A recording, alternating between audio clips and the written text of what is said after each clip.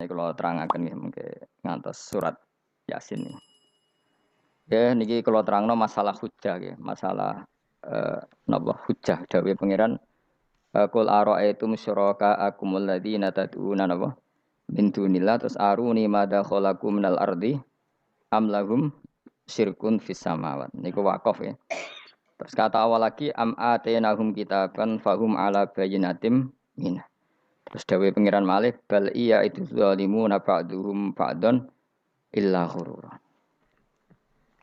Kalau terangkan ya, jadi di antara mukjizat Quran itu kamalul bayinah. Kalau memberi penjelasan itu sempurna. Sehingga ulama mengatakan imanul muqallid, imannya orang-orang yang asal ikut kiai, asal ikut guru, asal ikut buku, itu mukhtalaf alaih. Bahkan saya sendiri cenderung mengatakan iman itu tidak diterima. Karena manusia dibekali akal, inginnya Allah itu dengan akal itu dia punya kepermanenan iman, apa? Punya kepermanenan apa? Iman dan dengan itu dia imannya mujma'aleh, mesti diterima oleh Allah Subhanahu wa taala karena binnadzari shahih dengan logika yang benar. Dan logika yang benar itu gampang sekali. Beberapa ulama tentu tahu sekali, bukan sekedar tahu sekali karena itu diajarkan Allah dan Rasul. Misalnya begini, kata Allah, saya kalau baca ayat-ayat ini itu sering nangis karena Allah yang Tuhan itu sebenarnya tidak butuh kita. Saya ulang lagi, Allah yang Tuhan itu tidak butuh kita, juga tidak butuh iman kita. Tapi Allah ingin hambanya itu berakal ya, karena agama itu likaumi yakilun sehingga berpikirnya benar. Misalnya gini kata Allah, enggak apa-apa, kamu menuhankan selain saya itu enggak apa-apa kata Allah. Enggak apa-apa Yesus kamu katakan Tuhan enggak apa-apa, kamu katakan batu Tuhan enggak apa-apa. Tapi tolong prosedur ya, prosedur atau persyaratan menjadi Tuhan itu kamu lengkapi, yaitu punya prestasi menciptakan langit dan bumi. Kalau tidak semua urun semen kata Allah, sementing urun. Gitu. Jadi sebetulnya itu kan rasional. Misalnya nggak apa-apa kamu merasa jadi presiden atau gubernur atau jadi wali atau jadi apa. Yang penting prosedurnya dipenuhi. Itu kayak apa Allah baiknya pada kita. Sehingga saya berkali-kali, makanya menurut saya orang alim itu wajib memaklumatkan kalau dirinya alim. Supaya jelas aturan mainnya. Yang dilarang Allah itu kan memaklumatkan alim kemudian ingin hadun nafsi, ingin salami template, dicucuk, dihormati itu kriminal. Itu orang alim gendeng, sudah gendeng sekali. Karena khasnya orang alim itu tentu cari ridhonya Allah, bukan ridhol khalqi, bukan ridhonya apa? Makhluk. Makhluk itu la syai', ada siapa-siapa. Dan kita harus baku seperti itu. Kenapa kalau orang alim enggak memaklumatkan kealimannya itu dikatakan salah? Karena fungsi orang alim adalah membawa bayinat, membawa ayat-ayat Allah, bukan kepentingan apa? Pribadi. Makanya Rasulullah nanti duka ngendikan idza zuharatil fitan wal bid'u falyudhiril alim ilmahu wa illa fa alaihi la'natullah wal malaikati wan nasi ajmain. Jika zaman akhir banyak bid'ah, banyak kebodohan, maka orang alim wajib menampakkan kealimannya. Jika tidak, maka dia mal'un, dilaknati langit dan bumi. Karena sebetulnya logika tentang Tuhan itu gampang sekali. Saya ulang lagi ya. Saya punya sekian contoh betapa tauhid itu mudah. Jadi kalau ada orang bilang ikhlas itu angel, Gus. Ya dia sendiri goblok karena nggak tahu logika apa. Ikhlas itu justru gampang. Misalnya kamu ngamal demi manusia, manusia itu umurnya hanya berapa coba? Kan pasti mati. Lalu kalau dia mati tidak berkutik. Bagaimana Anda bersandar sama seseorang yang mati dan tidak berkutik? Sama-sama bersandar sama zat sing al-hayyul qayyum, sama zat yang abadi. Kamu latih terus akal kamu. Misalnya saya punya jamaah banyak, mereka itu kan nggak jelas surganya. Kok harap-harap syafaate piye? Soalnya jamaah aku mlebu neraka kabeh. Kan nggak mungkin nyafaati saya. Atau mereka mlebu swarga kabeh, wis do sibuk kelon mbek widadari. Mungkin ya ndak ngurusi saya. Jadi dua kemungkinan itu sama-sama ndak ngurusi saya. Mlebu neraka ya rasa nyafaati, nek mlebu swarga do sibuk napa? Ngeloni widadari karena trauma di bocah elek, melarat macam-macam. Sehingga kiainya saja wis ora takok Gus Pak nang ndi wis ora takok. Seribet dhewe no. Nah, tentu saya juga sibuk sowan pangeran sudah itu makom saya sudah sibuk sowan pangeran. Kowe pesta seks sing kula sowan pangeran. Wa swargame ayate pokoke inna ansa'ana gunna napa? Insa'a faja'alna gunna. Abkaro bar kelon dadi perawan neh berarti keloni serempet. Kula insyaallah melok daftar sing fa'ama ingkana minal muqarrabin farohu Warehan. Jadi surganya muqarrabin itu enggak ada sifatnya. Di situ enggak dibakas bidadari, makan-makan enggak, tapi farauhu warehan. Satu surga yang sifatnya rohani. Karena enggak bisa disifati. Tapi saya daftar di situ ya hanya beberapa jam. Baru itu ya gabung kon. Sawangane kok karo rasane wong ayu juga keberatan. Ya tapi saya tentu punya dua kelas supaya punya kartu premium dan ekonomi. Saya ndak tertarik lah daftar yang premium dok nanti repot apa. Saya itu sering nangis kalau baca ayat seperti ini. Bagaimana Allah yang Tuhan kemudian ndak butuh apa-apa, tapi Allah saking baiknya itu membuat tatanan logika kita. Saya ndak akan bosan-bosan sampai sowan Allah. Bahkan andaikan saya masuk surga dengan faham ini, saya milih faham ini. Karena faham ini itu menguntungkan agama. Li'ilai kalimatillah. Sementara masuk surga itu haddun nafsi. Banyak ulama yang mengatakan, kenapa anda ingin mati? Padahal anda mati masuk surga. Katanya, saya takut kehilangan momen sujud. Karena sujud adalah hak Allah. Sementara surga itu hakun nafsi. Keinginan saya. Tentu saya mendahulukan hak Allah ala hakin nafsi. Itu makam-makam yang... Dan itu nggak bisa... Kamu copy paste, orang yang pada kelasnya akan merasakan seperti itu. Dan kamu tidak perlu minat, malah paham. Jadi sudah, dengar saja, apa? Dengar saja. Begini misalnya, saya berkali-kali bilang, kenapa ulama dulu, saya ini kan di Sarang juga ngajar tauhid. Dulu saya ngajar kubrul yakiniyat. Di beberapa madrasah, termasuk di Sidogiri saya juga ngajar tauhid. Di sini saya ngajar tafsir, tapi yang saya titikkan juga tauhid. Begini, saya hidup di dunia ini terutama saya memang ingin menerangkan tauhid sebagaimana Allah menerangkan. Begini ya. Jubair bin Mut'im, saya tidak bosan-bosan cerita ini. Jubair bin Mut'im itu termasuk dahiyatul Arab, cerdas-cerdasnya orang Arab.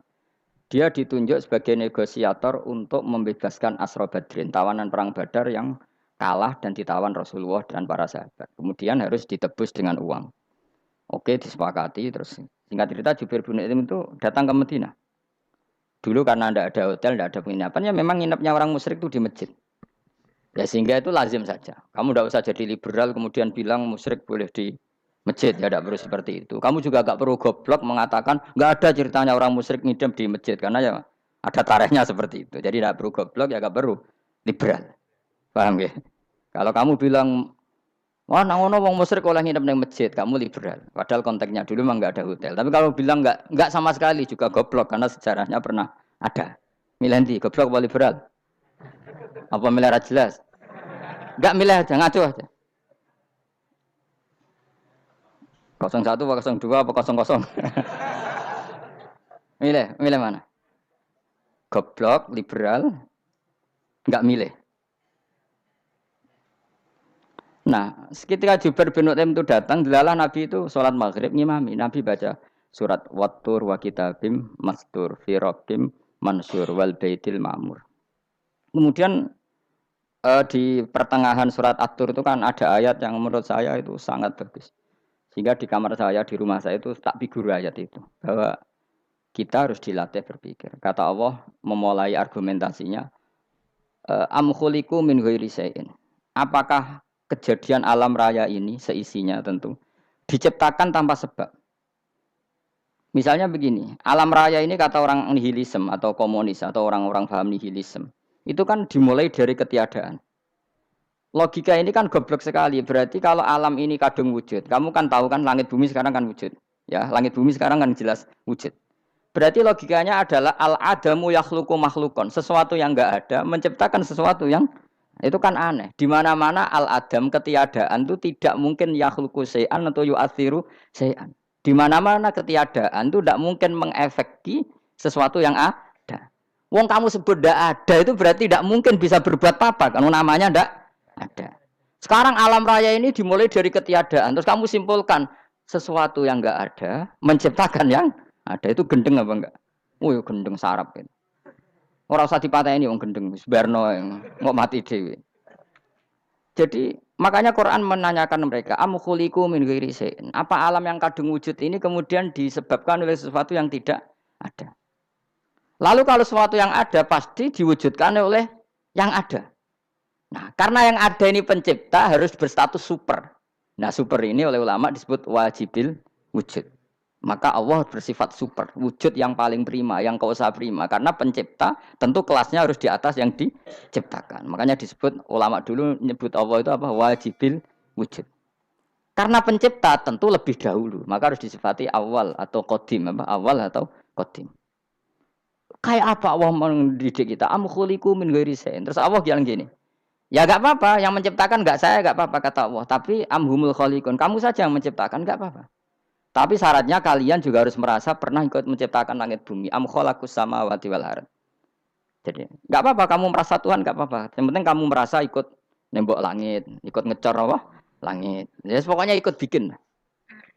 Terus kata Allah, bala yukinun. Kamu tak suruh merasa menciptakan langit bumi, kamu juga enggak merasa iya. Memang ya mereka merasa enggak kan? Akhirnya Jubair bin Mut'im saking enggak kuatnya. Am khalaqus samawati wal ardh bala yukinun. Amin dahum khuzun. Sama Allah dibombardir seperti itu. Dia datangi Rasulullah, ya Muhammad, logika itu tidak meninggalkan akal saya. Matarok tali akli nasean. Akal saya habis Muhammad. Saya iman saja. Saya tidak cukup punya logika untuk melawan argumentasi ayat yang kamu baca. Saya iman saja. Terus iman. Makanya kalau ada logika nihilisme bahwa sebelum alam ini adalah ketiadaan, lalu pertanyaannya bagaimana mungkin ketiadaan menciptakan yang ada? Di mana-mana ketiadaan itu la yu'atsiru syai'an wa la yakhluqu syai'an. Jenenge wae tiada. Tiada itu ya enggak ada fungsinya, ya enggak ada efeknya, enggak ada prestasinya. Ya pokoknya namanya enggak ada ya enggak ada. Nah, ini penting saya utarakan. Terus di sini Allah mengulang lagi, enggak apa-apa yang lainnya kamu katakan Tuhan jadi mitra saya enggak apa-apa. Tapi tolong kata Allah, aruni madza khalaqu minal ardi, tunjukkan ke kami prestasi dia ikut bikin bumi.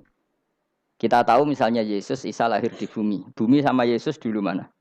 Dulu bumi, dia lahirnya di bumi. Lalu dia melata di bumi, jalan-jalan. Kemudian dia mengatakan ini bumi Tuhannya saya. Jadi bumi kok enak, dhisik aku cek. Tua aku cek, bodoh-bodoh pangeran aku dong. Lebih apa? Tua. Jadi Allah itu gampang sekali. Nah sekarang orang iman itu kuat semua.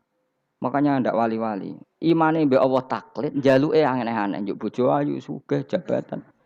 Bela Allah secara hujah aja enggak pernah, sudah minta.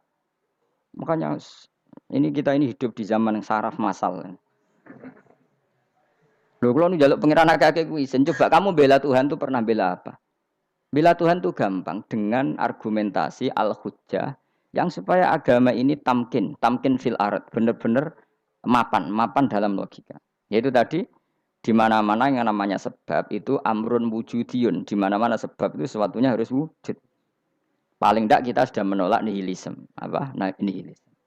Lah wujud karena wujud awal harus berstatus prima. Lah prima itu dalam bahasa ulama disebut wajibil wujud. Makanya ulama dulu ngelatih kita itu pertama Allah itu siapa? Zat sing wajibil wujud. Itu satu filosofi yang luar biasa. Nah, kemudian setelah itu ada setan-setan kecil yang nganggur, yang iseng. Nah itu nggak usah kamu perhatikan. Tinggal delok TV, ngopi, terus tinggal nyate kelata. Enggak saya tamak, pingsan dewi. Sokor-sokor stres dewi. Dugaan saya setan saya itu pingsan, kurang gizi. Karena memang setelah itu setan goda gini. Lalu sebelum Allah jangan-jangan ada wujud yang lain. Lalu Allah sendiri awal mulanya gimana? Kata Nabi, jika ada pertanyaan seperti itu kamu harus berhenti. Tinggal delok TV atau tinggal penting aja delok dangdutan.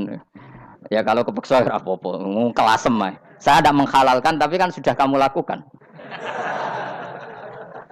Karena itu lebih baik ketimbang pertanyaan filsafat. Banyak orang yang dulu sholat ketika sekolah filsafat tidak sholat. Alasnya sampai menemukan jati diri itu Tuhan. Dan itu bahaya sekali karena Nabi berkali-kali bilang kamu jangan mikir tentang Allah pasti rusak. Orang kok mungkin rusak dari Nabi pasti rusak. Nah cara menghentikan gimana? Karena setan ini makhluk, akal-akalannya gampang. Tadi tak warai. Saya sebagai ulama atau sebagai manusia atau sebagai orang awam atau sebagai siapa saja. Kadang ada pertanyaan seperti itu. Tak tinggal anggeling darmo, kan pusing setan. Kan ngenteni. Weh, ngenteni bar lo anggeling darmo. Bariku aku lesu mangan mie. Bar mangan mie waret turu. Kan dia ngenteni terus mau bikin was-was lagi. Ternyata saya sibuk kan enggak bisa masuk deh. Bangun tidur aku selali pertanyaan tadi. Dinteni. Nah, dia masuk lagi aku sibuk ngajak anak jalan-jalan. Jadi saya kalau jalan-jalan di pasar itu wis enteni tan santai wae. Itu memang resep dari Rasulullah. Jangan sampai orang terjebak filsafat yang sampai menanyakan eksistensi Tuhan. Dan dia tidak mau iman, tidak mau sholat, tidak mau puasa sampai menemukan Tuhan itu siapa. Itu jelas minas syaitonir rojim, itu perilaku setan. Makanya Rasulullah setiap ditanya sahabat gitu itu Nabi guyu-guyu. Dan guyunya Nabi itu kata Nabi, baguslah kalau kamu takut Tuhan kalah kata Nabi. Nabi gojlok gitu. Maka ada ulama yang punya seni ya, seni berargumentasi yaitu Imam Ghazali. Jika setan tanya kamu lalu sebelum Allah jangan-jangan ada wujud yang sebelum Allah. Kata Imam Ghazali, ya itu saja yang Tuhan. Yang Allah ini enggak jadi Tuhan. Ya berarti wujud sebelum Allah itu yang benar-benar Allah. Kalau kamu bayangkan lagi, jangan-jangan sebelum itu ada wujud lagi. Ya itu saja yang benar-benar Allah. Sehingga tetap Allah itu menang terus. Paham ya? Yang jelas jangan sampai didahului Adam. Karena kalau didahului Adam lebih ngeri lagi. Karena sesuatu yang enggak ada menciptakan yang ada itu lebih buruk lagi menurut akal. Menurut apa akal? Nah, daripada kamu nggak salim Imam Ghazali, tinggal saja ndelok. Tadi ndelok sinetron. Ndelok yang lucu-lucu aja. Ndelok sing lucu-lucu. Ndelok apa? Mencari Tuhan. Pokoknya sing aneh-aneh, sing goblok-goblok, sing lucu-lucu, sing perane wong apa? Lha saya sering diproteksi saya. Gus Salim jenengan kok sering ndelok sinetron sing ana dialog wong goblok-goblok. Wong goblok ku menarik cara kula. Apa ya?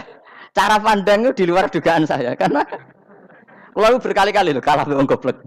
Jadi makanya ini tak cerita nih beberapa kali yang jadi Gus cerdas berkali-kali kalah wong goblok. Ada seorang santri itu ingin dibelikan bapaknya itu sepeda motor. Bapaknya wong desa, senengane ngrumat sapi wedhus.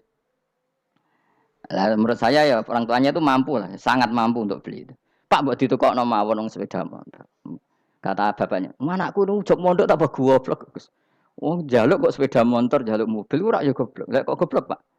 Jenenge donya iku Gus, sing lahirno donya kok sapi ku ndek anak, wedhus ndek anak jenenge donya.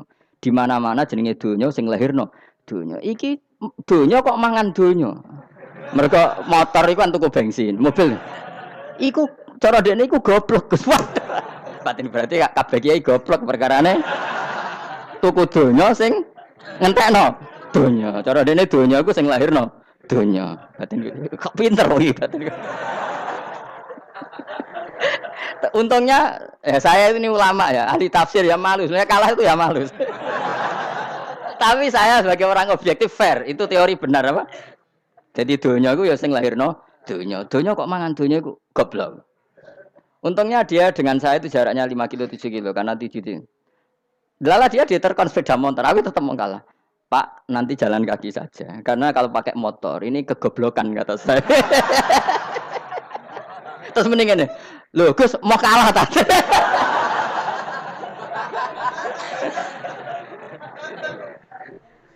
Wah kacau. Singkat cerita dia bersikeras, nggak mau beliin sepeda motor anaknya karena di mana-mana dunia gue sing lahirno dunia, nggak boleh dunia kok mangan. Ini satu kegoblokan yang agak ilmiah tadi. Nah Imam Asy'ari juga ngalami hal yang sama. Imam Asy'ari itu punya kita kalau ahli sunnah kan 2 partai ya. Ya dalam ahli sunnah itu hanya ada 2 partai juga. Kalau nggak Asy'ari ya Maturidi. Ya, dan sama-sama alim.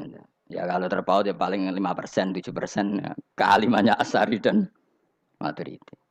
Imam Asy'ari itu bikin logika yang jelimet seperti saya sekarang ini, logikanya yang jelimet tapi permanen.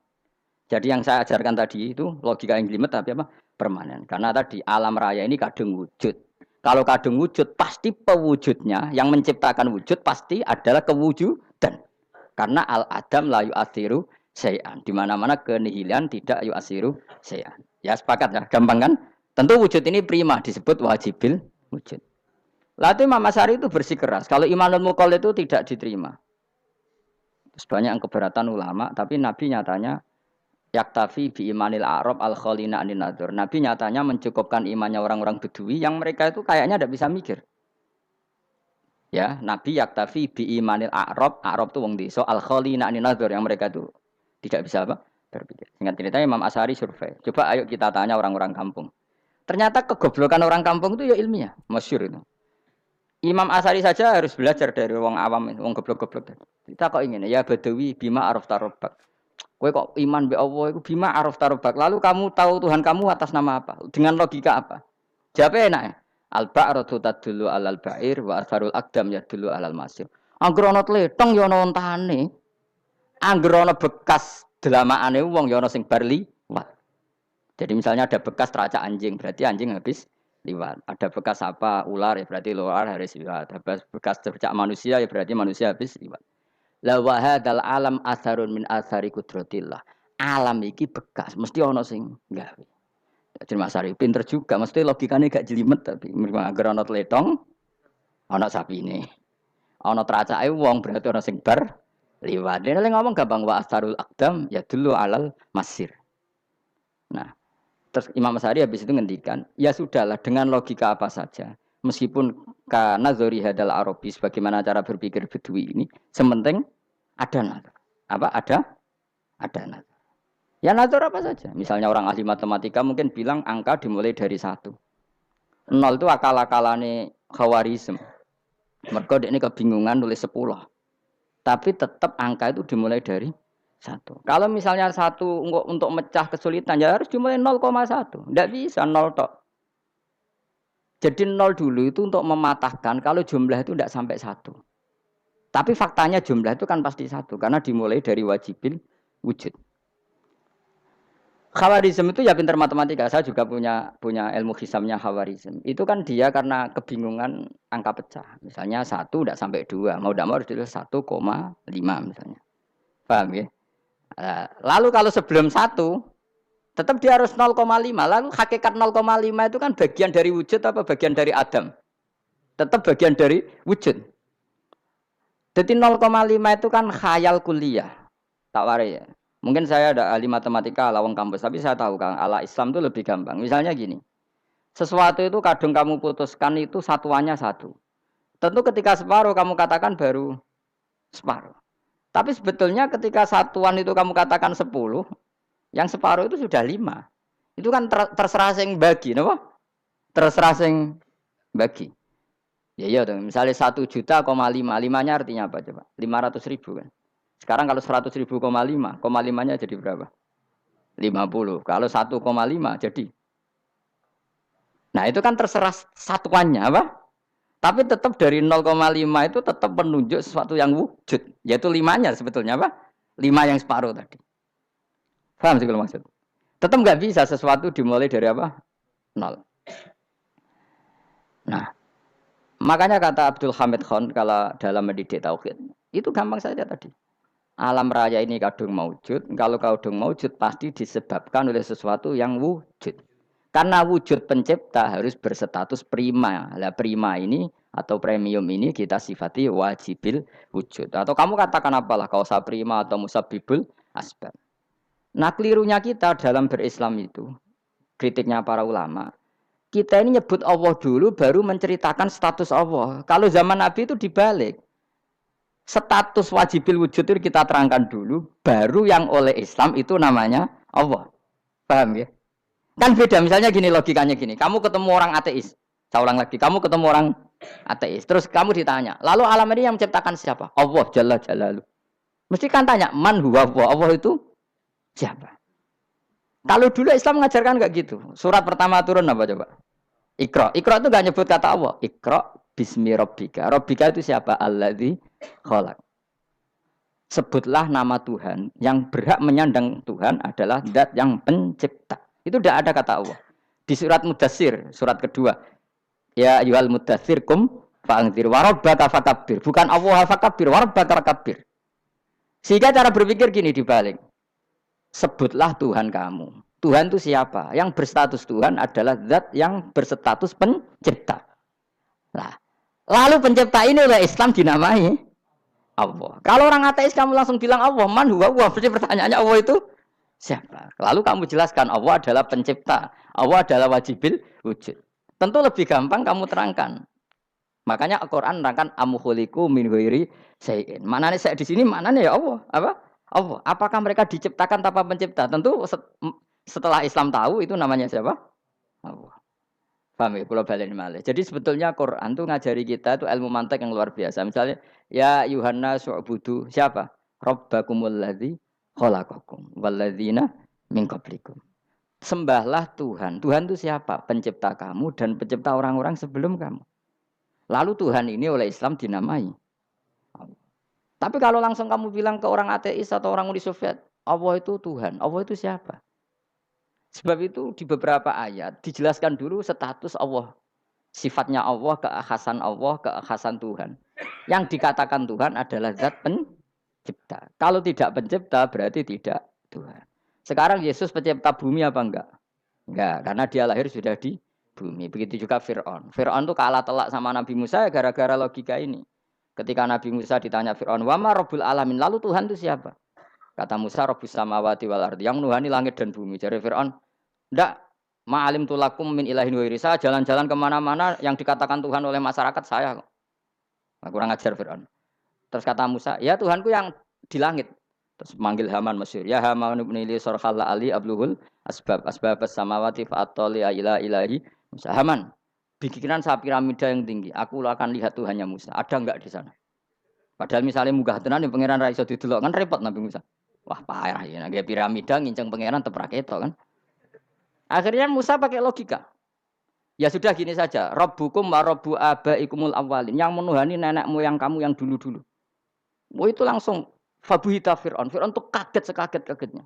Dan para penggawa Fir'aun sadar. Wah kalau Fir'aun yang Tuhan, babanya tanpa Tuhan. Kan